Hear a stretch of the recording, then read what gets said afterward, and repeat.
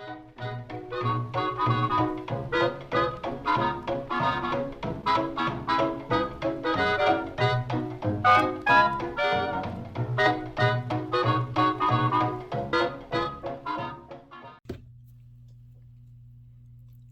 y'all, it's Vintage Vinny, and welcome to another haul video. The next few videos you're going to be seeing are hauls from places that I visited while in Adamstown, Ephrata area, Pennsylvania. And I went up there for my birthday weekend and did some shopping, and I found some great stuff. The things that I'm going to be sharing with you all in this video are from a different variety of places where I didn't buy too many things at, so I combined those items into one haul, so that way it's a decent amount of time, but not too much. So without further ado, let's go ahead and get started. So I started at Mother Tucker's Antiques. If you all don't know what that is or who that is, so they have a shop right across from the Green Dragon entrance, which is a big Amish market. Jason and Tina are the owners. They are on Instagram under Mother Tucker's Antiques, as well as YouTube. They just started their channel. I will link both of them down in the description box so you can check them out. Unfortunately, I didn't find anything, but I really liked the things that they had in the store. So I was there for probably 20 minutes looking around, making sure I didn't miss anything. And then I headed over to a place called Lucky Dog Thrift that I heard about from Laura and Janine, Shiny Bright Doggo. And they went about a year ago, and then I said my next trip up there, I'm going to make sure I visit there. Now I will say, and I don't want to go too long or talk too much about it, but it's very junky, and I like stores like that, but there was a lot of merchandise in there that if I owned the place or if I bought the place out, I would toss it in the trash. Like, I don't want to name specifics, but you know how that is when you go into a certain store and it's just very overwhelming with, you know, lots of things that either are outdated, nobody would buy, broken, things like that. Anywho, I managed to get 3 things out of that store. One thing I actually already sold, so it won't be featured in this video. But without further ado, let's go ahead and get started. So I found this clock sitting in one of the most random places. It's by Gilbert. I really liked the atomic starburst look, and that's why I went ahead and picked it up. That was $5. If you remember a while back, I did a haul video on Scott, the Old Curiosity Shop's channel. He actually came up and visited me, and we did some shopping. We did a live video on his channel, and this was one of the items that I shared. I just love it, and it definitely gives me Pillow Talk, Lover Come Back vibes, don't you think? So I love that. That's total mid-century. Now this item I absolutely love. It is a Hager ballerina planter, and it looks like she is standing in front of a moon. Now I will say it does have some damage. Originally the dealer, and that's another weird thing, like the Lucky Dog has vendors upstairs, and then downstairs it's all like just one person's stuff, like a thrift store. So originally they had 15 bucks, and I wasn't really wanting to pay that, but then I saw that on the back they had marked it for $5, and I don't mind this damage on here because she's going to be for me anyway, and I just love the deco vibes. So that was a very fun purchase. So Scott wound up spending the night at the hotel that I stayed at, and we went to a flea market the next day, and then we hit a couple of antique malls. And then he decided to go ahead and head home because he had some stuff he had to do, so I decided to stay out and do some more shopping. And I wanted to go to places that I hadn't been to before this go-around. Now, I went to places that I really enjoyed, but I also, like I said, I wanted to go to places that I hadn't been to, and there are also places that are up there that I won't go to again because the prices are just too high. Like, I love all the different shops that they have there, and I'm sure you've seen Jocelyn shop them, Crazy Lamp Lady. Mad Hatter Antiques, there are a few other shops, I just can't think of the name of them off the top of my head that are there, but they were just way too pricey, and personally, I want to go to places that are worth my time. So this place that I visited, and I have the receipt right in front of me, was called Antique Village of Strasburg, and this was in Ronks, Pennsylvania. So they had a lot of really cool stuff too. Prices were pretty high on most things, which, you know, is expected of antique stores. But I did manage to find this really awesome 1940s Royal Crown Cola fan featuring Shirley Temple. This has to be World War II era because on the back it says, buy more war bonds, and it's for Royal Crown Bottling Company. These are very common, but I had never found one that was, you know, affordable. So I saw this one for $4.50 and I just jumped on it because it's old Hollywood, it's from the 40s, it's Shirley Temple. You guys know I love that kind of stuff, so I had to pick this up. So I got these awesome pieces and one more item from Adamstown Antiques Mall. I had never been here before. So I was happy to find just a few things and hopefully make a little bit of money. This I thought was a really unique tin. It's a cotton plucks tin for manicures, and it was $5. I had never seen a tin so decorative like this before, so I went ahead and picked that up. It was $5, and this will more than likely be an offer up item at a live sale. I just think it is super fun, super fantastic, and very unique. Never seen anything quite like that, so I'm sure somebody out there is going to absolutely love this. Can you imagine this being in a fortune teller's like space, or even, I mean, it could go in your bathroom too, but I think the bright colors to me scream fortune teller. I don't know why, but they just do. Now this item right here was in a booth that was 20% off. I got it for $8, so originally 10, got it for 8. I absolutely love this. This definitely reminds me of Bambi. It says UP5 USA, and I don't keep very many planters for myself, but this one might have to be the exception because I love the deer. If I have to sell it, I'm sure that there is someone out there who would absolutely love to get their hands on this. Alright, and this is the last item that I got at the Adamstown Antiques Mall, and was my most expensive. Scott, if you're watching this, I blame you for this one. So this is what I believe to be a publicity photo of the stunning Dorothy Lamore, probably from about 1941, and you'll have to excuse me. There are fireworks going off right now. If you heard a loud boom, I apologize for that. Anywho, so this is probably, like I said, from about 1941, but look how stunning she is in that really, I guess you could call that a risque outfit for the day. She was an absolute beauty. I love Dorothy Lamore. I think she was, wow. So I saw that picture in this booth and I fell in love with it. So that was my big purchase from here at $36. So thank you very much for talking me into that, Scott. I appreciate it.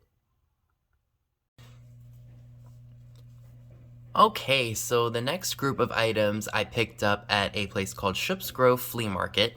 I didn't find a whole lot of things there to purchase because the prices were a little bit higher. A lot of dealers were set up there and they were asking pretty much retail or more than that for some of their things. So I didn't wind up with a ton of stuff, but I did get a couple of things that I liked. First being this really awesome Christmas greeting card from Goodyear from 1932. I love that image of the car driving through the snow. And may you drive through 1933, straight down the highway of success, always choosing the right crossroad, without a single detour, just a happy ride. J.C. Breathopt. Breathopt. Don't know how you pronounce that, but I'm sure I butchered it. So I love the deco lines of that. Wouldn't be Vintage Vinny without some kind of pin-up arcade card. Scott actually found this for me amid some old photos, so she was $1. And then I got this tin type, which I think was maybe $3.50 or something like that. It's a bunch of gentlemen, and it looks like they are in some kind of athletic gear. I thought this guy kind of reminded me of Nick Offerman from Parks and Rec. I think it's the mustache and the face. But yeah, we don't dress like that anymore. Oh yeah, it was $3.50. But that was really cool. I love photographs that depict people of a different time period. So this was definitely worth picking up. These, I can't remember how much I paid. Maybe it was like $3 or $4. It's a bunch of little mini photographs of different movie stars and athletes. Like we've got George McAfee. Yeah, this looks like an athlete. They came with Kellogg's at one point. So there are a bunch of things like that in here. Who is this? It says who they are on the back. I won't go through all of them, but you get the idea. Fred McMurray, The Egg and I. So that was a Universal picture. So they were interesting and relatively inexpensive, so I went ahead and picked those up.